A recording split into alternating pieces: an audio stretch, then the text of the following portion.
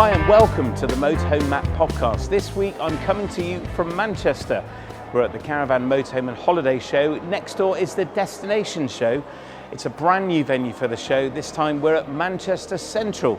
It's the biggest show that runs of this type in the north of England. It's a fantastic show with lots of caravans, motorhome tents, e-bikes, and in the Destination Show there's lots of destinations to inspire you for a European trip. I'm speaking on the Expert Theatre this afternoon at 1:45 on preparing for a European motorhome adventure. So if you've never done it before and you want to go to Europe in your motorhome or caravan, you can watch it after the show on YouTube. Meanwhile, join me as we take a whistle-stop tour around the show and go and look and meet some of the exhibitors.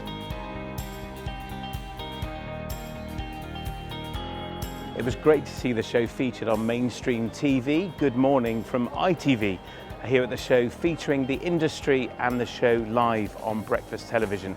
Great exposure for the show, bringing this fantastic pastime to a wider audience. Thank you, ITV. We're proud to be exhibiting at the show too with our own exhibition stand on E41, and we're working in partnership with Tottington Motor Company. They specialise in the hire and sale of motorhomes and campervans. So I'm here with our good friend Jason Maudsley. Very kindly gave us some space on his stand to exhibit the podcast. Thank you so much for that. It's been very much appreciated. No, you're very welcome. And how are you feeling about the year ahead? We talked before. We were both quite buoyant, weren't we, about the year ahead? How are you feeling now? Absolutely. And I still feel that this year will be still a very strong year. People are booking early. And from a sales perspective, you know, we're really happy where things are. Yeah, that's good. So where can people find out more about hiring or buying a motorhome or campervan from you? If it's hire, so they can visit our website. It's www.freedhome.co.uk. If it's sales related, then it's www.tottingtonmotorcompany.co.uk, or obviously you can give us a call on 01204 882211. You did all that from memory? Could you just say www again? www. Have a great rest of the show. 2 days to go. Let's hope it's a winner for you. Thank you. And thanks again for the space. No really problem. Good of you. No problem. Anytime. Ready? Ready and waiting. Have you been to Europe in a motorhome or caravan or campervan before? We've got some. Oh gosh. Oh blimey. And I bet you've done it more than me as well. Anyone not done it before? That's encouraging. Angle mort means blind spot. So if your motorhome is over 3.5 tons, anyone got a motorhome over 3.5 tons? Yes, show offs.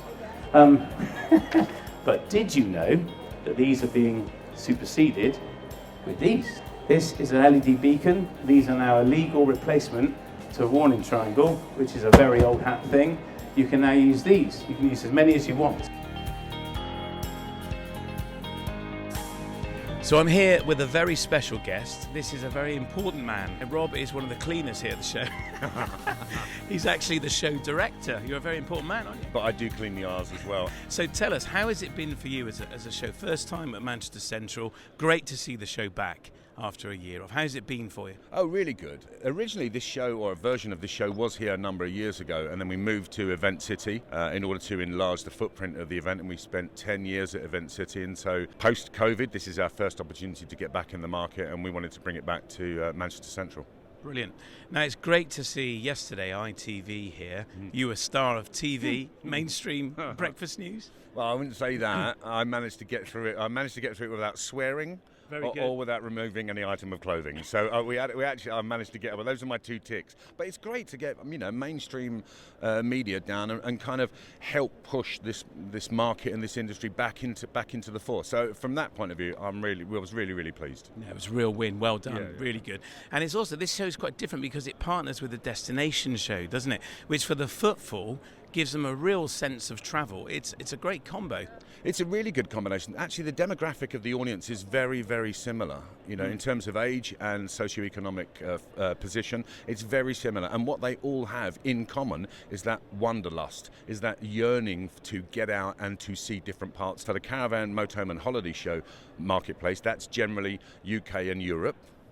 their wanderlust is assuaged by going to UK and Europe. And then for the Destinations Holiday and Travel Show, which is in association with the Times and the Sunday Times, those visitors kind of have the same wanderlust but take it even further and go all the way around the world. Yeah, and it's fantastic to see be inspired by some great destination choices. Now, one of the observations I've made here is a lack of motorhomes at the show, and it's certainly some feedback we've had from the footfall. Why is that? Yeah, I mean, you're absolutely right, and I'm getting that feedback as well from both exhibitors and from visitors. And it's basically we're a representation of the market at the moment. There are some production issues, as most people in the industry will already be aware of. There are some production issues with regards to motorhomes, and there just aren't enough around. And this is a true reflection of the market at the moment. Yeah. Do I want more motorhomes at the show? 100% I want more motorhomes at the show. Do I think there will be more motorhomes in the 2024 show here? I'm pretty certain there will be more motorhomes here. Yeah. So yeah, sure. I think the supply chain's going to get much easier. But okay, that's great to hear. But you've got a problem. You're so good at your job. You've sold all the floor plan. Where are you going to put them? There's no room. Yeah, well, we've sold this entire hall. Hall 1 and Hall 2 is full. Actually, at this facility, there is an opportunity up the top of the hall and on to the right. There is an opportunity to spread out a little more there. It's a slightly different experience. It's not as high and it's not as beautiful as this hall, but it does lend itself to either accessories or to potentially a certain segment of the market. So we're here in Manchester Central. We plan to be here in Manchester Central for some considerable time. Okay. And there is a plan to build and develop this show going forward, which is really exciting. Yeah, that's really good news. Yeah, that's brilliant. And what's been the feedback about the venue? I mean, as you say, it's a beautiful building. Well, in comparison to Event City, which, and I'm being dead honest here, because the only way I can be... You're going to try and draw one, eh? Which is not the most attractive venue ever. This is an absolute markup on that. I mean, it's beautiful. You get the daylight in, the beautiful sunshine that we always get here in Manchester. Every time we come up in January, we get the beautiful warm sunshine basking through the roof. It's grey out the window. It's lovely having daylight, though. Yeah, it does, and it actually does make a difference. It really does make a difference, and it's really nice. And it's a great venue. They're a great team here as well. They're really welcoming. So we're genuinely chuffed to be back here. Yeah.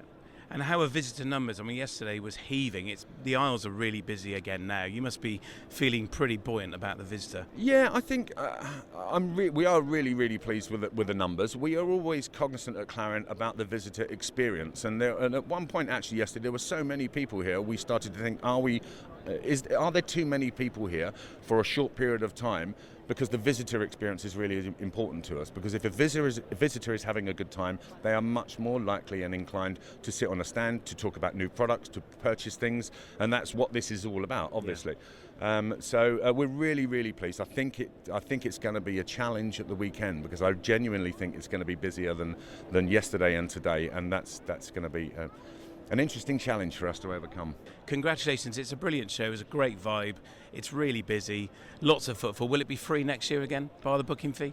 I don't know. I mean, I hope so. Do I hope that's the case? Yes, I do hope. We hope so, please. Yeah. Listen, it definitely will be here, and once you've gone with a complimentary ticket with a booking fee, it's pretty difficult to turn that around. We're cognizant of that fact, I can't say any more than that. Well done. Thanks for taking the time out of a very hectic day, I know, to speak to us. Really appreciate talking to you. There you are. You heard it from the boss. Thanks again. Absolute pleasure. So nice to see you here. Thanks for all your support. Well, it wouldn't be any camping, caravanning or motorhome show without bumping into our dear friend Simon McGrath from the Camping Caravanning Club. Great to see you, as always. How are you? Oh, I'm good, thank you, Matt. Yeah, and it's great to see you guys too. Thank you. Yeah, really enjoyed your talk then on the stage. You're higher up the pecking order than me, you know. I was only on the expert stage. You were on the main food and travel stage. You know, but it doesn't make it any less, worrying, and you're just hoping that you get a good audience, and we had a lovely audience earlier. Well, we loved our s'more. Jordan, our cameraman, enjoyed every mouthful. Did a little dance afterwards. You know what, s'mores are brilliant because they're just so gooey, but really you should only eat one. You know, these toasted marshmallows with that melted chocolate from the digestives as well. It's fantastic. You were talking then on stage about the Outjoyment report. Sure. Now, this is the report that we was launched in October. Commissioned by the club, and we listened with great interest in October at the Birmingham show when it was launched. But 4 months on, What's new? What impact has it had? Well, we've had some really good pickup. We've had a lot of media coverage, which has been really positive. We're hoping to really kind of grow that as we come into spring and the camping season. And I think what we're also focusing on now is actually how we ensure that report gets into the right hands, into the hands of decision makers and policy makers who really sit up and think, you know what, actually, yeah, we want to understand more about the findings of this, because as we've demonstrated through the report, camping makes you happy. It means you're less anxious. It means, you know, you've got a better health and well-being. You're more connected to nature. And one of the really positive things that's happened only this week is we had a motion that went before the Scottish Parliament by a member of the Scottish Parliament, just really saying it's a really good positive report and we need to look at it. So that to me is a good sign that the report is circulating with the right people and people are really receiving it very well. Yeah, that's brilliant news. Well done. Well, let's hope it gains some real traction with the UK government as well. Absolutely, and so we're working really hard behind the scenes just to start to make sure that report is getting into the right hands.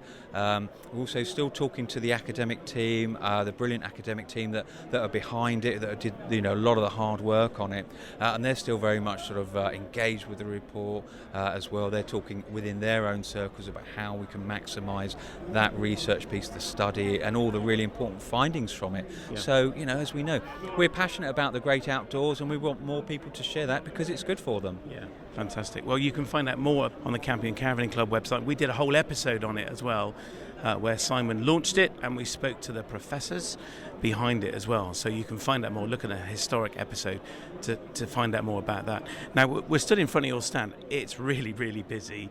How are you feeling about this year? What's the club's view on the year ahead? Well, we're positive. It's not without its challenges. We've had some exceptional years, so we are seeing sort of booking patterns and things normalising more. But what we're also seeing is still very positive membership levels. We've got really high retention levels, which for us is important because it means that members are satisfied with the club and all that it gives.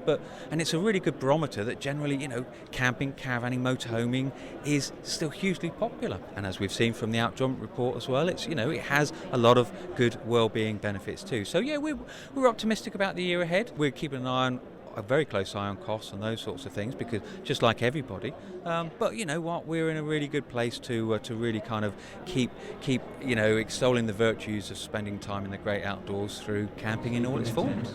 You could have your head torch wrapped around like that. It's a nice little lantern for it. Pardon? But also... So I'm here on the stage with one of the celebrity faces of the show. Can I call you that? Well, that's very kind of you. Yeah, my name's Andrew Dickens. I do curate the food up here at the Food and Travel stage, but I'm not sure I'm a celebrity. I'm quite a good cook. That's where I'd leave it. Well, you're famous to us. God bless you. You've just come to join us from the toilet. My first question is, did you wash your hands? I did, always. There was a horrific, it's like 71% of people don't wash their hands. It's absolutely horrific. Wash your flipping hands, people. It's horrible. Yeah, but here, because we do food, we are super hygienic and we do everything exactly the right way. Of course, and you were making a big point of that earlier on. Yeah, absolutely. And our cameraman loved his s'more. Thank you very much. He was really enjoying that. The s'more dance is a new thing. You're more than welcome. That was a particularly good one, wasn't it? So what's the highlight of the show for you then, Andrew? So I'm very lucky here. So this is the Times Destination Show, and what's great about it is you've got two kind of sides to it. You've got camping, caravanning and motorhoming, and you've got the two biggest clubs in the country that are here as well, plus all these wonderful people that are making motorhomes and caravans and things. That's great. Then you've got all these other wonderful people here doing bespoke tour operators to all over the world. But this is like really, really good tours. You're going to go somewhere, you're going to see the country, you're going to taste the food, you're going to experience much more of the country than if you went and sat in a resort hotel. Nothing wrong with a resort hotel, but this, I think, offers you a lot more. And the great thing about the Food and Travel stage, which is what we do here, is we get some of the chefs from these other countries on stage with us, and we get them cooking things that you would then go and experience in those countries. And that is an absolute joy. We just had a guy called Chef Isaf Clausen from Hurtigruten Cruises on, did the most amazing smoked scallops with Norwegian seaweed and this beautiful sauce on it. It's absolutely superb. Now we're moving to France on the next demo in about 5 minutes. Yeah. We've got a lovely lady called Deborah Robertson who we're about to do an oyster gratin, and she lives in France where they make Norli Prat. And right next to that place where they make that, the oysters are right there. So we're now having that in Manchester at this show. And then the last show of the day, I'm doing one. We're going to go to Greece. We're going to have a beautiful lamb gyro, which they are just so delicious. And we do that all week, kind of all weekend. And the audience actually get to taste the food as well, Right. which is very unusual at a lot of shows like this. Yes. But then that goes back to what we were talking about, because we do everything properly with all the right ingredients and all the right kind of hygiene practices. We can do that, and that's why it's a really nice idea. And it's also why you can see our audiences are always packed. They are, because they come and they see something, they learn something. You probably taste something you've not tasted before. It's just a win-win all the way around, isn't it? It's also lunchtime. Yeah, absolutely, and that always helps. But even with some of the fish I got from a great fishmongers called Out of the Blue, which is in Chorlton-cum-Hardy, which is maybe 15 minutes from Manchester city centre. And again, I think people should really try and find a local fishmonger if you can. They're getting rarer and rarer. Yeah. But this crowd are fantastic, make their own sushi, and I just give them a call. And they say, this is what I need. I need 24 oysters. I need 12 scallops in the shell. I've got some beautiful fresh hake from the Shetland Islands, which came down for the demos we're doing tomorrow with a great guy called Maliki Talak, who's an amazing fisherman and an author. And for me, this is just what a lovely thing. It's not even a job, is it? You're in heaven, aren't you, really? Yeah, it's really, really good. You're a very well-travelled man this week. I am. I was also lucky. I was in the Royal Navy for 12 years. Yeah. So I travelled a lot, and that's where I got my interest for food and how I think I've ended up kind of doing all these kind of food shows. It's Well, lovely. It's very entertaining. It's very tasty. I'm going to hang around and have an oyster. Excellent. Yeah, you absolutely must. In fact, all three of you must have an oyster. I'm here on the Vagabond Rogue stand. It's here from South Africa, isn't it? Launching in the UK. Tell us a bit more. I saw it a year ago on a show in South Africa. I was a home visiting family and just fell in love with it. It is super lightweight. It's easy to stow and store. I mean, we don't have huge houses and drives here. It's 550 kilograms as it stands and can take another 200 kgs in terms of your luggage and your food, etc. So you can tow it behind a really modest, regular family car. You don't need any huge off-road drive vehicles or anything of that nature. So as well as camper vans, caravans, tents and awnings and tech, you can discover lodges. This is a Samphire Lodge from North Wales Resorts. I have to say, it's really nice. I reckon we should launch a new podcast and call it Lodge Pod. So maybe you're considering a rented holiday in a static home or a lodge, and there's a company here at the show, UK Caravans for Hire, that do exactly that. I came and spoke to Mark. Here he is, the COO. How are you? Very well. Good morning. How are you? Good morning. I'm really well, thank you. Yeah. Yeah. So what we do is we provide a static caravan rental service for private owners. So we have 6,000 private owners on our website. Each of them come to us. They use our platform in order to rent out their caravan to holidaymakers.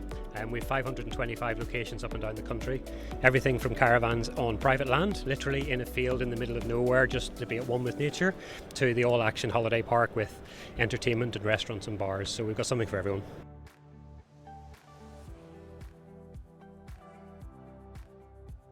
Now there's a destination that many of you may not have considered heading to in your motorhome or camper van, but it's a destination you could go to. That's Iceland.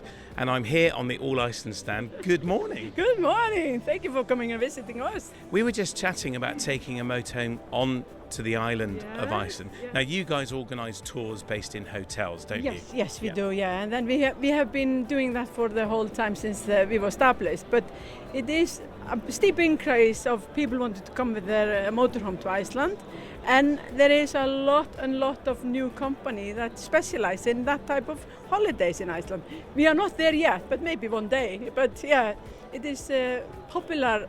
New things in Iceland now. So there's an increasing number of motorhome hire companies there, aren't there? Yes, it is. Yeah, Iceland offers fabulous campsites all around the Iceland and in the interior. But of course, some of these type of cars cannot go into the interior of, in the highlands. But the main road number 1 are suitable for all these motorhomes. So as you can see from this image, there's a ring road, isn't there, of sorts, all around the island, which is, you can travel that in a motorhome, can't you? Yes, and of course, most best from like a May into the autumn, like September time, then, the roads are not with ice or any condition like we have now in January. So there's lots of new features at this show. One of the things that got me excited is when a new company to our niche decides to exhibit. Estali are one of those. They're an e-bike company, and I'm here with its founder and one of its brother founders. Is that right? Yeah, it's a family affair, or it began that way 3.5 years ago. It's slightly bigger now, but yeah, a bit of DNA at its core. We're a bit of those, one of those slightly romantic lockdown stories where an idea that had been in the business, in the family for a while, we suddenly knew we had to press the trigger on, and we did. We wanted some bold colours, for sure. Our general kind of ethos and approach is that we try to make e-bikes that don't look like e-bikes.